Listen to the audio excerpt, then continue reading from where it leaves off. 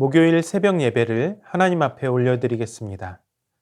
시편 77편 1절에서 20절까지의 말씀입니다. 내가 내 음성으로 하나님께 부르짖으리니 내 음성으로 하나님께 부르짖으면 내게 귀를 기울이시리로다. 나의 환난 날에 내가 주를 찾았으며 밤에는 내 손을 들고 거두지 아니하였나니 내 영혼이 위로받기를 거절하였도다. 내가 하나님을 기억하고 불안하여 근심하니 내 심령이 상하도다. 주께서 내가 눈을 붙이지 못하게 하시니 내가 괴로워 말할 수 없나이다. 내가 옛날 곧 지나간 세월을 생각하여 싸우며 밤에 부른 노래를 내가 기억하여 내 심령으로 내가 내 마음으로 간구하기를 주께서 영원히 버리실까? 다시는 은혜를 베풀지 아니하실까? 그의 인자하심은 영원히 끝났는가? 그의 약속하심도 영구히 패하였는가? 하나님이 그가 베푸실 은혜를 잊으셨는가? 노하심으로 그가 베푸실 긍휼을 그치셨는가 하였나이다. 또 내가 말하기를 이는 나의 잘못이라. 지존자의 오른손의 해 곧 여호와의 일들을 기억하며 주께서 옛적에 행하신 기이한 일을 기억하리이다. 또 주의 모든 일을 작은 소리로 읊조리며 주의 행사를 낮은 소리로 되뇌이리이다. 하나님이여 주의 도는 극히 거룩하시오니 하나님과 같이 위대하신 신이 누구오니이까? 주는 기이한 일을 행하신 하나님이시라. 민족들 중에 주의 능력을 알리시고 주의 팔로 주의 백성 곧 야곱과 요셉의 자손을 속량하셨나이다. 하나님이여 물들이 주를 보았나이다. 물들이 주를 보고 두려워하며 깊음도 진동하였고 구름이 물을 쏟고 궁창이 소리를 내며 주의 화살도 날아갔나이다. 회오리 바람 중에 주의 우레소리가 있으며 번개가 세계를 비추며 땅이 흔들리고 움직였나이다. 주의 길이 바다에 있었고 주의 곧은 길이 큰 물에 있었으나 주의 발자취를 알 수 없었나이다. 주의 백성을 양떼같이 모세와 아론의 손으로 인도하셨나이다. 아멘. 오스기니스가 쓴 회의하는 용기라는 책이 있습니다.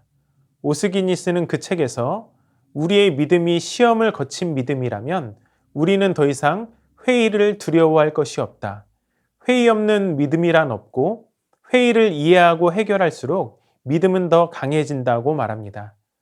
하나님에 대한 회의감은 우리를 불신이 아니라 오히려 더 깊은 믿음의 영역으로 이끈다는 것입니다. 시편을 읽다 보면 그의 말이 사실이라는 것을 알 수 있습니다. 시편에는 많은 탄원시가 있죠. 이 탄원시들에서 공통적으로 나타나는 특징은 회의로 시작하여서 찬양으로 마친다는 것입니다. 질병에 대한 불평, 원수에게 복수해달라고 하는 간구, 악인의 형통함에 대한 불만, 침묵하시는 하나님에 대한 회의 등에서 시작되는 시가 마지막으로 가면 증오와 분노는 사라지고 하나님에 대한 찬양으로 넘쳐나게 된다는 것입니다. 오늘 우리가 읽은 시편 77편을 쓴 아삽도 마찬가지입니다. 그는 극심한 인생의 고통 속에서 하나님께 부르짖습니다. 내가 내 음성으로 하나님께 부르짖으리니. 또한 밤을 새워 부르짖어 기도하지만 하나님이 듣지 않으시는 것처럼 느껴집니다. 주께서 내가 눈을 붙이지 못하게 하시니. 뜬 눈으로 지새우는 밤이 계속되고 너무나 고통스러워 말할 힘조차 없는 때도 있었습니다. 내가 괴로워 말할 수 없나이다. 이처럼 시인이 수많은 고난을 겪고 있는데 이것이 개인적인 것인지 국가적인 것인지는 명확하게 드러나 있지 않습니다. 그러나 분명한 것은 그 문제 때문에 시인은 짓눌리고 있고 뜬 눈으로 밤을 새고 더는 말할 힘조차 없는 절체절명의 위기를 겪고 있다는 것입니다. 그는 자신이 겪는 보다 힘들었던 것이 두 가지가 있음을 오늘 본문을 통해서 알게 되는데 첫 번째는 하나님의 침묵입니다. 1절은 내 음성으로 하나님께 부르짖으면 내게 귀를 기울이실 것이라고 그는 생각을 했습니다. 하지만 밤이 새도록 손을 들고 기도해도 문제는 해결되지 않고 하나님의 응답도 없었습니다. 기도는 허공을 치는 것 같고 공허한 메아리처럼 울리는 듯 합니다. 우리가 누군가를 부를 때 대답이 없으면 그것만큼 허탈한 일이 없죠. 기도를 통해서 하나님을 부르지만 그분의 즉각적인 응답이 없어 적막함을 느낄 때 허탈하고 좌절이 되는데 시인은 바로 그러한 것을 느끼고 있습니다. 시인은 고난보다 자기에게 귀 기울이시지 않는 듯한 하나님 때문에 더 고통스러워하고 있다는 것입니다. 두 번째는 하나님의 부동입니다. 움직이시지 않는 하나님입니다. 3절에서 그는 하나님을 기억하고 라고 말합니다. 여기서 기억한다는 말은 하나님께서 그의 백성을 구원하셨던 일을 말합니다. 그는 과거에 역사하셨던 하나님을 기억하지만 그 하나님은 현재 움직이지 않으시는 것처럼 부동의 자세처럼 보입니다. 그래서 불안과 근심을 겪습니다. 이렇게 마음에 근심이 가득할 때 일어나는 일은 상함입니다. 마음이 상한다는 거죠. 그래서 잠언 17장 22절은 이렇게 말씀하고 있습니다. 마음의 즐거움은 양약이라도 심령의 근심은 뼈를 마르게 하느니라. 뼈를 마르게 하는 것과 같은 고통이 그에게 있습니다. 우리도 고난 가운데서 이와 비슷한 일들을 겪죠. 고난에 대한 그것보다 더 힘든 것은 그 상황에 대한 역전이 빨리 일어나지 않는다는 것입니다. 기도에도 하나님은 마치 존재하시지 않는 것처럼 침묵하시고 어떤 변화도 없는 것처럼 느껴질 때가 있습니다. 그러다 보면 심령의 근심이 가중되고 믿음에 대한 회의가 찾아오기도 합니다. 그래서 그는 질문을 던집니다. 하나님의 침묵과 부동 사이에서 그는 질문을 던지고 있습니다. 과거에 역사하셨던 하나님과 그분의 임재가 느껴지지 않는 현실에서 그는 고난을 이기게 해달라는 간구 대신에 하나님이 어떤 분이신지에 대해서 초점을 맞추고 있습니다. 이것이 의심에서 확신으로 향하는 두 번째 단계입니다. 첫 번째 단계는 하나님의 부재에 대한 실망이었다면 두 번째 단계는 자신의 문제가 아닌 하나님께 집중하기 시작할 때입니다. 그는 이렇게 질문하고 있습니다. 주님께서 영원히 버리시는 것일까? 다시는 은혜를 베풀지 않으실까? 그의 한결같은 사랑도 이젠 말라버린 것일까? 그의 약속도 이젠 영원히 끝나버린 것일까? 하나님께서 은혜 베푸시는 일을 잊으신 것일까? 그의 노여움이 그의 긍휼을 막아버린 것일까? 여러분, 이 질문들을 한번 잘 들여다 보시기 바랍니다. 어느새 자기 고난은 사라지고 하나님에 대한 질문으로 가득 차 있습니다. 기도의 방향이 자신의 문제가 아닌 우리의 기도를 들으시는 하나님께로 전환된 것입니다. 시인이 던지는 이러한 질문들은 그냥 언뜻 보기에는 의심과 불신으로 가득 찬 것처럼 보이지만 바로 거기에 믿음의 역설이 있습니다. 무슨 말인가 하면요. 의심은 불신이 아니라 다른 형태의 믿음이기도 하다는 것입니다. 시인이 던지고 있는 이 질문은 절망 가운데서 던지는 그의 신앙의 고백입니다. 여러분 생각해 보십시오. 하나님께서 자기 백성을 잊으실 리 없고 사랑이 메마르실 리 없습니다. 약속하신 것을 끝까지 이루시며 은혜 베푸시기를 멈추실 리가 없죠. 시인이 그 사실을 몰랐을까요? 시인은 이미 그 사실을 알고 있었습니다. 그것을 알고 하나님을 신뢰하기에 이런 질문을 던지는 것입니다. 분명히 그렇게 하시는 하나님이시건만 왜 지금 아무것도 안 하고 계시는가? 아, 그렇다. 지금은 이해할 수 없을지라도 그분의 임재가 느껴지지 않아도 분명한 것은 하나님은 신실하신 분이라는 사실이다. 자기 백성의 고통을 돌아보는 분이시고 은혜와 긍휼을 베푸시는 분이시다. 여러분, 이것이 중요합니다. 하나님을 부정하고 멀리하려고 하는 불평은 불신앙이지만 하나님을 인정하고 가까이 하려다 품게 되는 이런 질문과 의문은 신앙이라고 할 수 있습니다. 기도는 내 뜻이 이루어지는 것이 아니라 하나님의 마음을 알게 되는 과정입니다. 예수님께서는 겟세마네 동산에서 아버지여 만일 아버지의 뜻이거든 이 잔을 내게서 옮기시옵소서. 그러나 내 원대로 마시옵고 아버지의 원대로 되기를 원하나이다 라고 기도하셨습니다. 내 뜻이 아니라 하나님의 뜻이 이루어지는 것이 기도입니다. 내 뜻이 관철되는 것이 아니라 그 문제에 대한 하나님의 마음을 알게 되는 것이 기도입니다. 내 문제를 가지고 기도를 시작하지만 하나님이 중요하게 여기시는 것은 관계라는 사실을 반드시 기억하시기 바랍니다. 제가 3명의 자녀를 키우고 있습니다. 아이들을 키우셨던 분들은 이미 아시겠지만 아이 때는 이것저것 사달라는 것이 참 많습니다. TV에서 무언가를 보거나 길을 가다가 자기가 갖고 싶은 무엇인가를 발견하면 그것을 사달라고 곧장 떼를 쓰곤 합니다. 그때 저는 기계처럼 응 그래 이렇게 하고 사줄까요? 아닙니다. 대화를 합니다. 왜 저게 갖고 싶어? 집에도 저거랑 비슷한 거 있지 않아? 우리 그럼 한번 가서 만져볼까? 기계적이 아닌 인격 대 인격이 만나는 관계이기 때문에 이러한 대화의 과정이 있는 것이죠. 기도도 마찬가지입니다.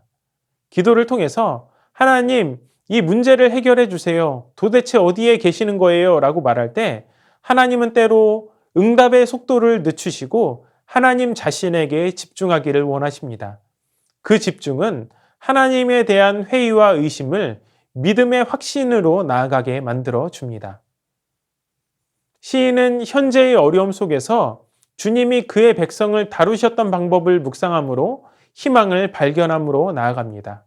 과거에 행하신 하나님의 위대한 일들, 특별히 구원의 위대한 행적을 보면서 확신하는 믿음으로 나아갑니다.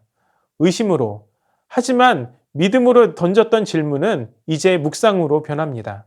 12절에 주의 모든 일을 작은 소리로 읊조리다 에서 읊조리다는 묵상하다는 말입니다. 잊어버리지 않도록 계속 읊조리며 되새김질하는 것이 바로 묵상입니다. 뒤이어 나오는 낮은 소리로 되내 이리로다 라고 하는 말씀이 이것을 뒷받침해 주고 있습니다. 주께서 행하셨던 일을 다시 꺼내서 계속 읊조리며 그는 의심에서 확신의 믿음으로 나아갑니다. 하나님은 기이한 일, 즉 우리가 이해할 수 없는 방법으로 일하시는 분이십니다. 그분은 지혜와 능력으로 이스라엘을 구원하셨습니다.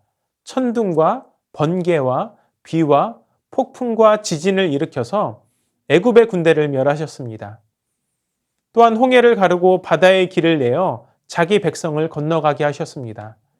15절은 주의 팔로 주의 백성 곧 야곱과 요셉의 자손을 속량하셨나이다 라고 말씀을 하고 20절은 주의 백성을 양떼같이 모세와 아론의 손으로 인도하셨나이다 라고 말씀합니다. 하나님께서는 친히 주의 팔로 구원하셨고 모세와 아론의 손을 통하여 그 백성들을 인도하셨습니다. 보이지 않지만 구원하시는 손이 있었기에 모세와 아론같이 인간을 통하여 인도하시는 손이 있었기에 이스라엘은 망하지 않고 존재할 수 있었습니다. 그렇습니다. 하나님께서는 보이지 않는 것과 보이는 것, 즉 모든 방법을 동원해서 그분의 백성을 구원하시고 책임진다는 사실을 기억하시기를 바랍니다. 시인은 절망과 고통 속에서 보이는 손과 보이지 않는 손으로 일하셨던 하나님의 능하심과 위대하심을 읊조립니다. 되뇌입니다. 그리고 이러한 과정을 통해서 의심의 구름이 걷히고 확신으로 나아갑니다. 새 힘을 얻고 있습니다. 그는 거의 무너질 뻔했지만 무너지지 않고 다시 일어나서 믿음의 자리로 나아가고 있습니다. 그렇다면 여러분 그의 상황이 바뀌었습니까? 아닙니다. 그는 여전히 고난을 겪고 있습니다. 바뀐 것은 아무것도 없습니다. 앞이 보이지 않는 캄캄한 현실은 그대로라는 것입니다. 그러나 기도를 하면서 그는 분명히 달라졌습니다. 자기 문제에 파묻혀 하나님이 행하셨던 일을 보지 못했습니다. 하지만 기도를 통해 그는 다시 한번 하나님의 존재와 그분의 구원에 대한 확신을 얻습니다. 우리 삶에도 이렇게 크고 작은 어려움들이 있습니다. 문제를 넘어서는 데 있어서 오늘의 말씀을 우리가 반드시 기억해야 합니다. 중요한 것은 우리가 처한 고난이 아니라는 것입니다.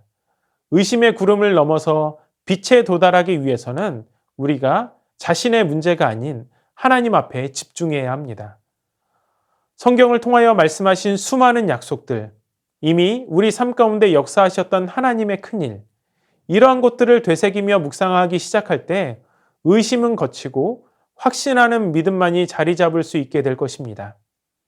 내 뜻이 아니라 하나님의 뜻이 이루어지기를 위해 기도하시는 저와 여러분이 되시기를 바랍니다. 또한 내가 원하는 방법으로의 해결이 아니라 그 일을 통해 하나님의 마음을 알게 되기를 위해 기도하시기 바랍니다.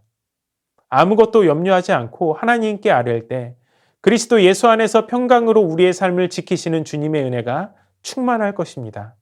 이 새벽에도 이러한 기도로 나아갈 수 있는 저와 여러분의 삶이 될 수 있기를 주님의 이름으로 축원합니다. 주신 말씀을 기억하면서 기도하도록 하겠습니다. 기도를 통해 하나님의 마음을 배우게 하여 주시옵소서. 하나님에 대한 의심과 회의가 들 때 내 문제에 집중하는 것이 아니라 하나님의 약속과 행하신 일들을 기억하며 확신하는 믿음으로 나아가게 하여 주시옵소서.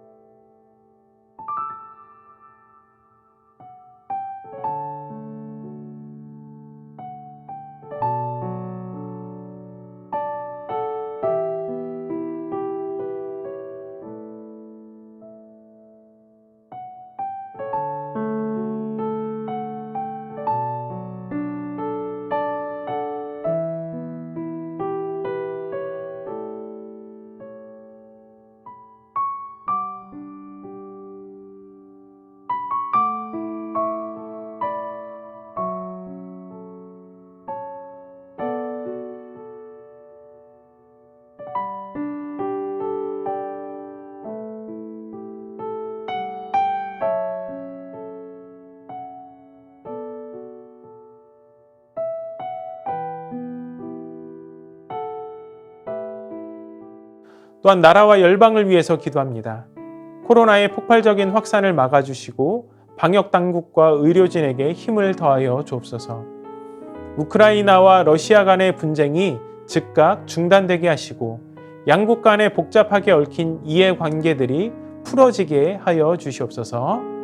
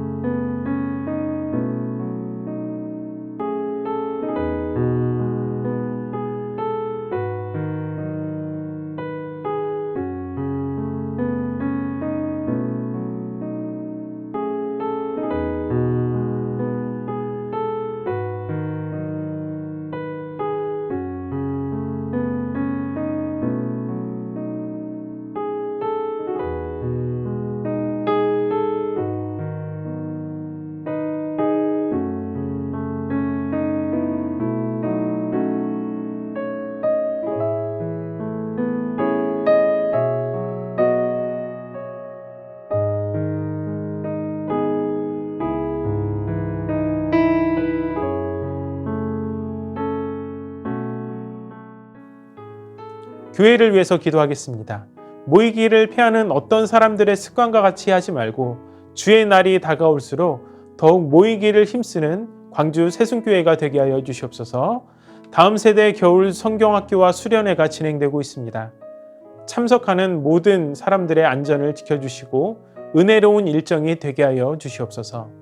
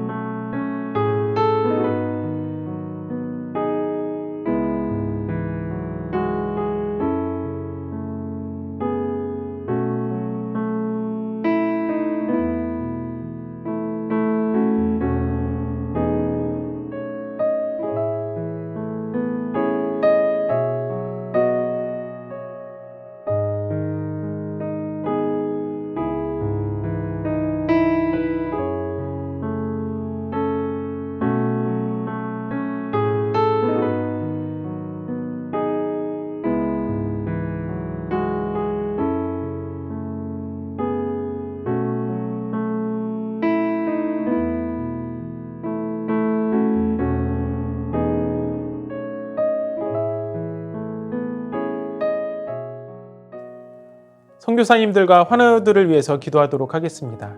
탄자니아 김현석 고미라 선교사님을 위해 기도합니다.